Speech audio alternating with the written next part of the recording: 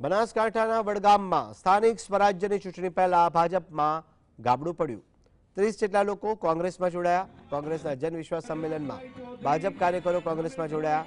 કોંગ્રેસ પ્રમુખ અમિત ચાવડાએ ભાજપ પર આકરા શાબ્દિક પ્રહાર કર્યા। ભાજપ સરકારને નિશાન બનાવી બેરોજગારી, મોંઘવારી અને ગેસના વધતા ભાવ મુદ્દે સરકારને ઘેરી હતી। કોંગ્રેસ બાપ હતી, છે અને રહેશે અને ભાજપ સરકારથી લોકો ત્રસ્ત થઈ ગયા છે। હવે ગુજરાતની જનતા પરિવર્તન લાવશે।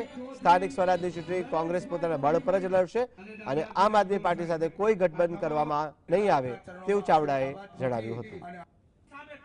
ભારતીય જનતા પાર્ટીના શાસનથી લોકો ત્રસ્ત છે, હેરાન પરેશાન છે અને પરિવર્તન માટે સંકલ્પ કરી ચૂક્યા છે।